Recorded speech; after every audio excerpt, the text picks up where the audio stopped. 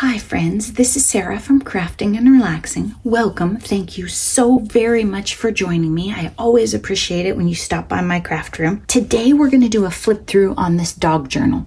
And this video might be kind of long because at the end I'm going to tell you a story about my dog.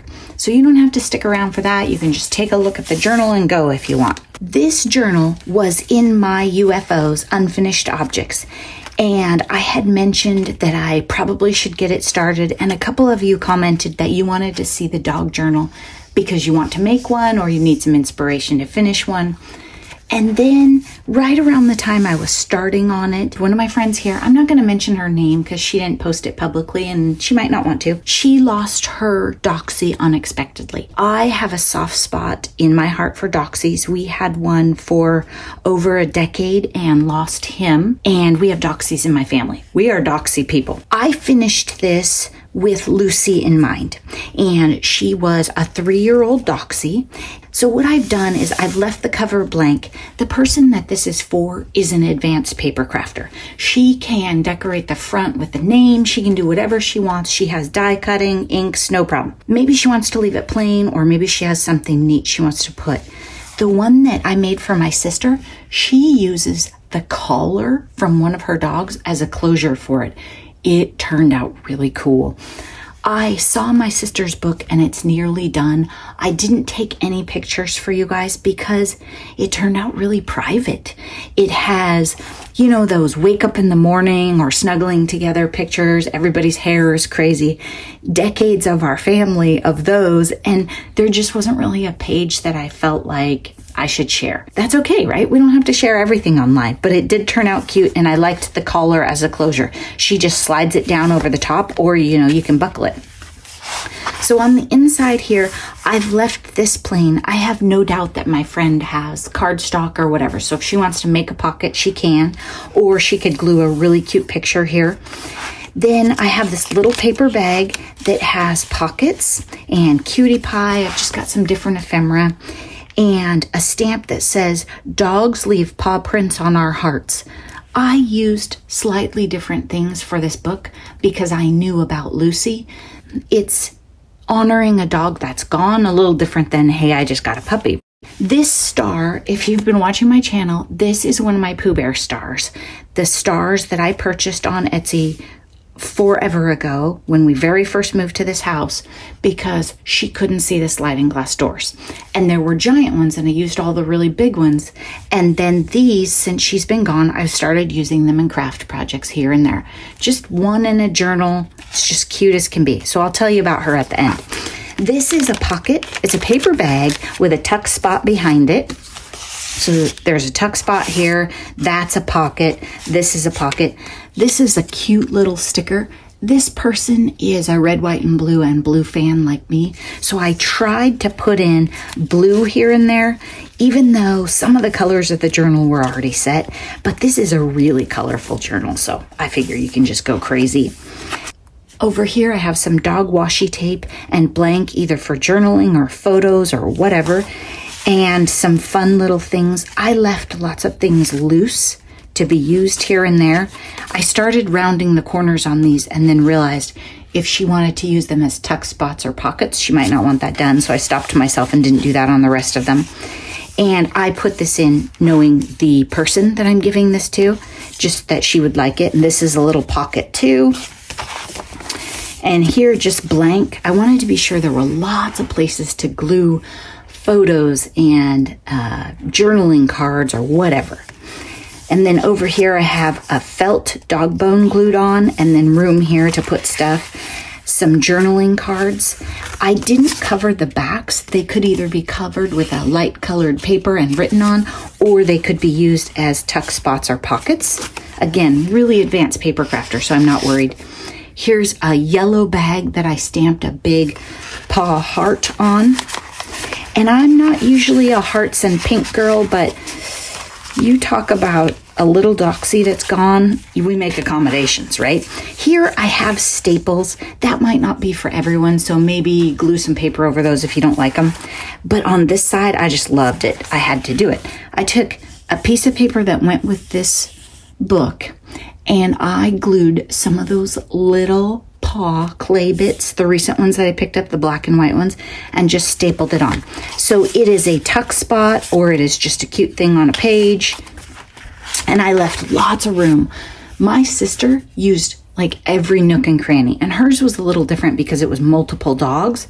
But I think in this day and age, with all the pictures we take because we have our phones handy all the time, I think there's a lot of room for that. If it's too many pages, she could always just take one and tear it in half, and it could be like a fun frilly accent. Wilson was in the front room barking at someone. Okay, I'm back. This tag to write on, there's a tag in here that could be written on the back, and it has a cute little dog report ephemera, so you can check different boxes. Long and lean and short. And this yellow one, and then this little pocket right here has like a dove and some ribbon on it, and I just thought it was cute for this book. And again, if it's too bulky or too many tags, I always say that when you get a journal from me, take all the stuff out, put it wherever you want. Don't feel at all committed or obligated to keep it where I put it. Many times I'm just trying to make sure that the recipient knows those are pockets. This is a vinyl cutout that Beth from Bourbon Creek Crafts sent me when she was, I think she was doing a scrap project. And so it says love, and I put that on there. Go with the flow. Look at that little brown doxy. Dog's rule and a place to write. And these do match the papers in the book. And again, I tried to leave it as simple. I mean, some places I decorated, but a lot of it I just tried to leave it so that she could make it her own. I used my little paw punch here, and this is a pocket. I was thinking maybe write Lucy right here with a Sharpie, but it's not my book, so I didn't do it. I will love you forever, and then I stamped a little doxy down there. Paw prints across the bottom. This one says love, and it has the tag right there, and it's a pocket.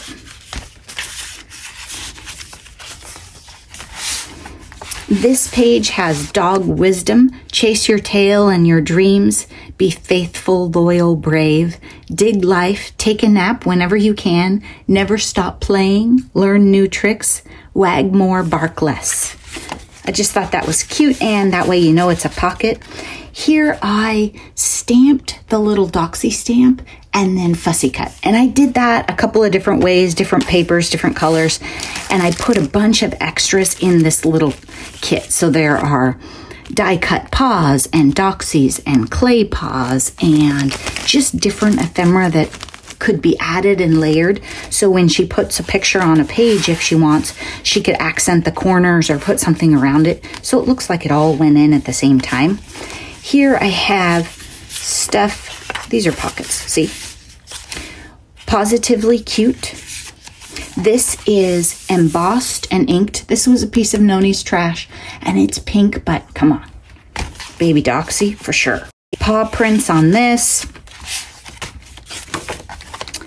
It's impossible to forget a dog who gave you so much to remember.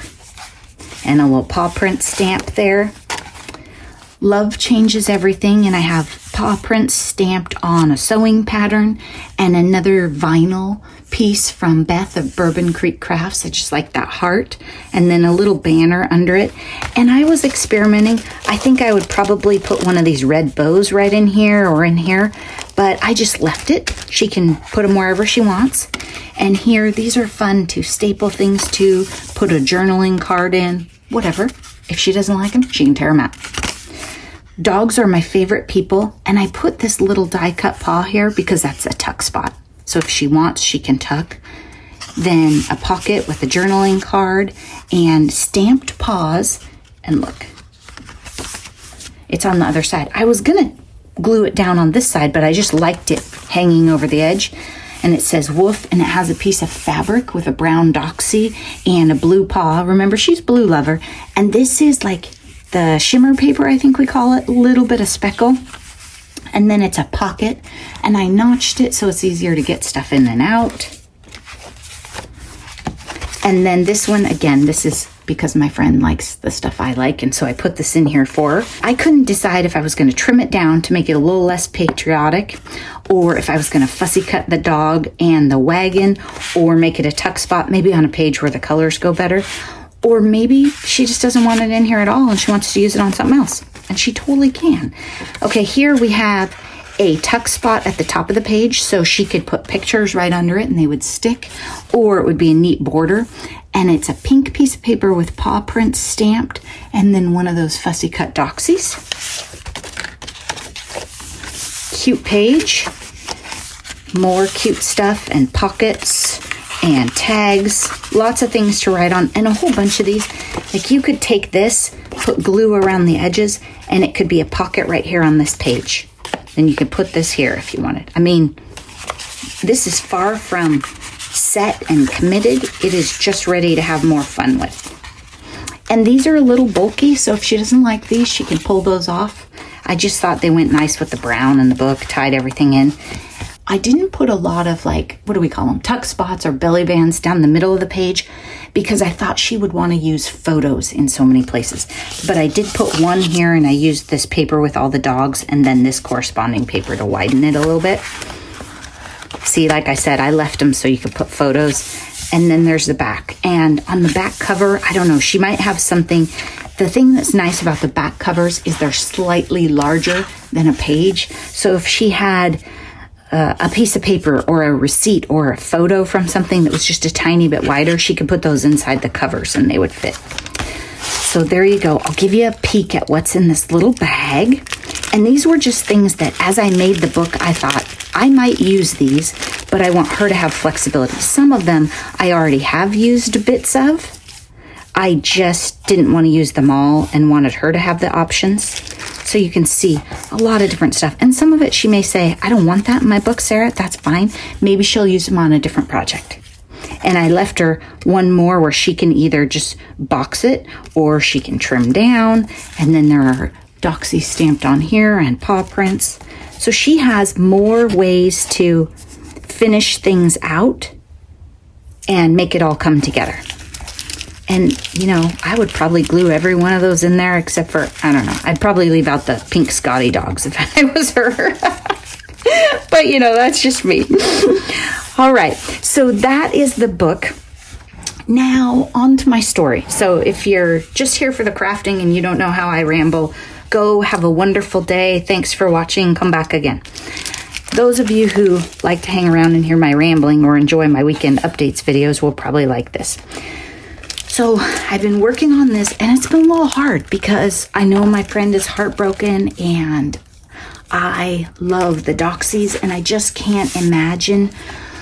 You know, when you have a 3-year-old doxie, you expect them to live so long. I mean, doxies, they last a long time.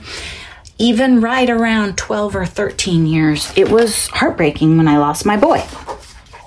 So I've been working on this and kind of working through that. And then this week, I got a message from one of you who I'm not going to name. That's what I thought. You can't really see that picture. So this is Pooh Bear. And this frame hangs on my wall. I did not make this. I saw this in a store and thought, I must have that. And I don't, you know, as crafters, we see things, we say, oh, I can make that. But this is my Pooh Bear. And not only was I working on this book for Lucy this week, but one of our crafty friends here that I'm not going to name messaged me, and she thanked me because when I started making these dog journals last year now, she got inspired and she took a whole bunch of pictures and had her little Yorkies helping her, and her Yorkies are fairly young and they were getting into things, and it really encouraged her to take more photos and to play with them and to make the books. Suddenly, recently, one of her Yorkies passed. It was very unexpected, a lot like Lucy. It just wasn't good times.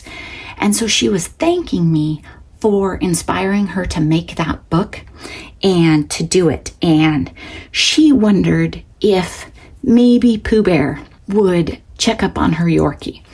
So I wanted to tell you a story. I don't know if you've heard this before. My apologies if you have, but I think that our friend would really like to hear this story. My Pooh Bear, if you don't know about her, she's an anxiety dog. We had her for 10 years. There's a whole website about her. That's a whole other thing. She did not like people. She was not into them at all. Stranger danger, worse than Wilson. And she, unlike Wilson, she was all flight. So if we had social gatherings, she had her own room and she would probably be in there all night, and I would check on her and make sure she didn't need to go potty, and her gate would be open, but she would not come out. One night we were having a gathering and it was poker. I think it was big back in the day before we had Wilson, way before COVID, when people played poker and we had this big gathering. And someone brought a baby, and I can't remember for the life of me who it was. And they were worried because the music was on, things were a little noisy, and obviously Mr. Crafting and Relaxing and I didn't have a baby monitor. And I said, oh, we have something better than a baby monitor. We have Pooh.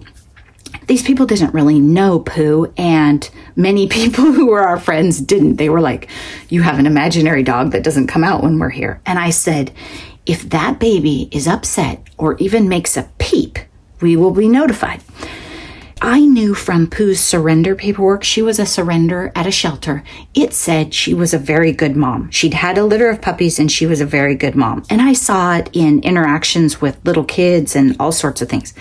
So we're sitting there, we're playing cards, and at one point during the evening, Pooh is right next to me and in my face. Like, her head is up in my lap, staring at me, whale-eyed and crazy. And I was like, the baby's awake. And the mom went down the hall. The baby was just starting to stir and coo. Pooh reported it immediately. And the mom just thought that was the funniest thing ever. And I said, yeah, I've seen her with babies. She doesn't allow babies to cry. She runs around the people and makes them resolve any unhappiness with babies. So I have no doubt that a little dog who has gone over the Rainbow Bridge that bumps into Pooh would be well taken care of. So don't you worry, my friend. Thanks so much for watching. I hope that you're all taking good care of yourselves in these crazy times. Bye-bye.